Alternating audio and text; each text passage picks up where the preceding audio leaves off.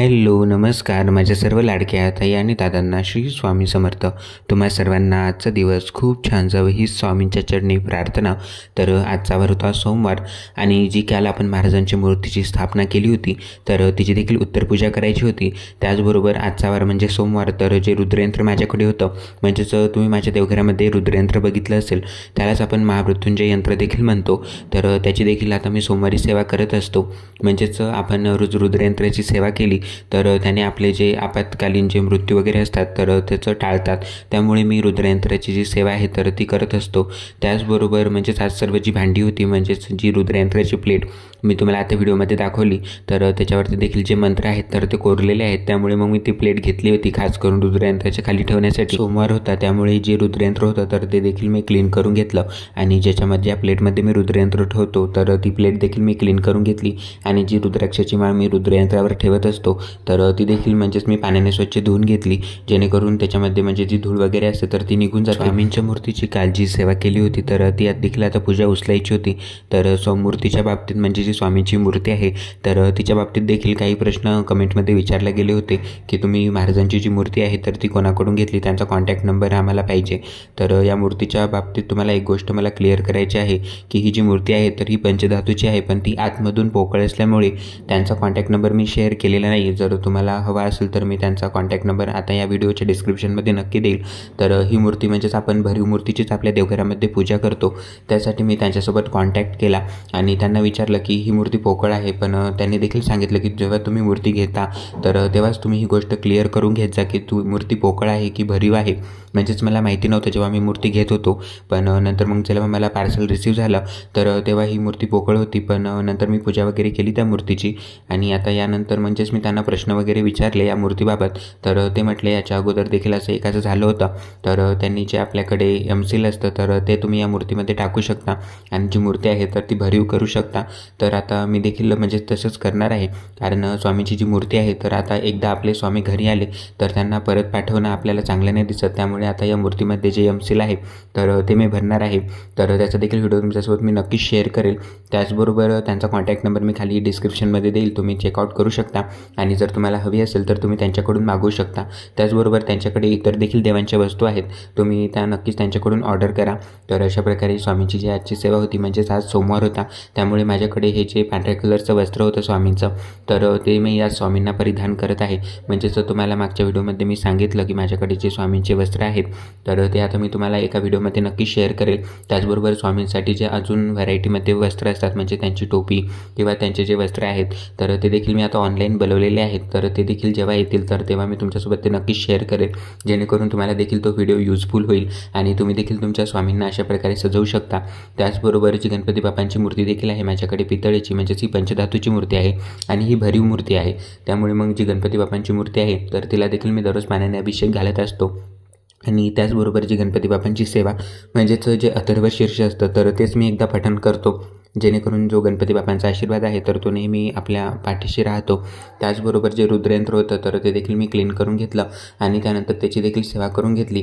तर जी महाराजांची मूर्ती होती तर आता ही पितळेची मूर्ती आहे त्यामुळे याच्यावर आता दररोज मी अभिषेक करणार आहे। आणि त्याचबरोबर आता लवकरच आपली जी गुरु पौर्णिमा येत आहे तर तेव्हा देखील तुम्हाला म्हणजेच आपल्या मूर्तीचं जे रूप आहे तर ते खूप छान प्रकारे अजून दिसेल। म्हणजेच जेव्हा मी पूजा करेल तर तो देखील व्हिडिओ मी तुमच्यासोबत नक्की शेअर करेल जेणेकरून तुम्हाला देखील म्हणजेच छान तुमचे स्वामी सजवता येतील आणि स्वामींना कशा प्रकारे म्हणजेच आपण सजवू शकतो याच्यावर देखील मी तुमच्यासोबत नक्कीच एक व्हिडिओ शेअर करेल। तर अशा प्रकारे म्हणजेच आज मला बरीचशी जी फुलं होती तर ते देखील मिळून गेली होती, कारण तुम्ही माझे मागचे व्हिडिओ कंटिन्यू बघत असाल तर मला जी फुलं आहेत देवांना वाहण्यासाठी तर ती मिळून जातात आणि बरीचशी फुलं जी आहेत तर ती मला भेटून जातात। जी लाल कलरची फुलं आहेत, जी जास्वंदाची फुलं आहेत तर ती देखील मला बरीचशी म्हणजेच पुष्कळ भेटून जातात। त्यामुळे जो देवहारा आहे आपला तर तो मी फुलांनी असं सजवून टाकतो जेणेकरून मला देखील पूजा करताना प्रसन्न वाटतं। आणि ह्या ज्या समया होत्या तर ह्या देखील कंटिन्यू चालू होत्या, त्यामुळे मी त्या विझवल्या नाहीत आणि त्या आजच्या पूजेमध्येच म्हणजेच चालू ठेवल्या। म्हणजेच सोमवारच्या पूजेमध्ये ह्या समय आता चालूच आहेत। जेव्हा ह्या विजतील तर तेव्हा नंतर मग मी ह्या ज्या समय आहेत तर त्या क्लीन करून ठेवून देतो, कारण आपल्या आता हे समय जेव्हा आपण लावतो तर त्याच्यामध्ये आपण तेल टाकत असतो आणि आपण जर त्या तशाच ठेवल्या तर त्यात म्हणजे चिकट त्याच्यामध्ये डाग त्याचे उमटतात तेलाचे, त्यामुळे लगेचच मी त्या क्लीन करून ठेवून देतो। आणि यानंतर जी स्वामींची मला आता सेवा करायची होती तर ती देखील माझी चालू होती। म्हणजेच सर्व सर्वप्रथम सोमवारची सेवा म्हणजेच आपण या दिवशी महादेवांची सेवा करतो. तर महादेवाची पिंड मी घेतलेली नाही आहे, पण माझा विचार चालू आहे महादेवाची पिंड देखील घेण्याचा. म्हणजेच मला जसं शक्य होते तर तशा मी गोष्टी घेत असतो आणि मी माहिती करून घेत असतो. म्हणजेच असं नाही की काही म्हणजेच आणायचं आणि आपल्या देवघरामध्ये ठेवायचं. तर जेव्हा आपण एखादी गोष्ट घेतो तर त्याची संपूर्ण माहिती किंवा नॉलेज आपल्याला असणं गरजेचं आहे. त्यानंतरच तुम्ही ती मूर्ती किंवा म्हणजे तुमच्या देवघरामध्ये आणा. नाहीतर तुमच्या गुरुजींना विचारा. तुम्हाला जर कोणत्या देवांची मूर्ती आपल्या तुमच्या देवघरामध्ये आणायची असेल तर तुम्ही तुमच्या गुरुजींचा सल्ला नक्की घेत जा. तर मी देखील कोणतीही म्हणजेच गोष्ट करण्याअगोदर जे गुरुजी आहेत आमचे तर त्यांना विचारत असतो आणि त्यानंतरच ती वस्तू मी आमच्या म्हणजेच देवघरामध्ये मी माझ्या आणत असतो. तर माझं देवघर हे म्हणजेच परमनंट नाही आहे, कारण जिथे मी जॉबला आहे तर तिथेच देवांची सेवा करण्यासाठी मी म्हणजेच हे जे देवघर आहे तर ते क्रिएट केलेलं आहे. याचं देखील सविस्तरपणे व्हिडिओ मी तुमच्यासोबत नक्कीच शेअर करेल. तर कालचा जो रविवार गेला तर तेव्हा मला व्हिडिओ करणं शक्य झालं नाही, कारण स्वामींना देखील अभिषेक करायचा होता. म्हणजे स्वामींची देखील प्राणप्रतिष्ठा करायची होती. त्यामुळे मग बराचसा वेळ माझा पूजेमध्येच गेला. त्यामुळे मग जे देवांचं म्हणजेच पूर्ण व्हिडिओ आहे डिटेलमध्ये माझ्या देवघराचा तर तो करणं मला शक्य झाला नाही. पण पुढच्या रविवारी मी तुमच्यासोबत तो नक्की शेअर करेल की मी देवघर कशा प्रकारे तयार केलं आणि मी देवघर तयार करताना कोणत्या गोष्टींची काळजी घेतली, जेणेकरून तुम्ही देखील म्हणजे तुमच्या जेव्हा देवघर तयार करसाल तर तेव्हा तुम्ही देखील या गोष्टीचे जे नियम असतात तर ते पाळलेले अति चांगले. त्यानंतर स्वामीची जी आरती आहे तर ती देखील मी करून घेतली. म्हणजेच जे माझं किचन आहे तर त्याचा जो कोपरा आहे तर तिथे मी हे देवघर केलेलं आहे.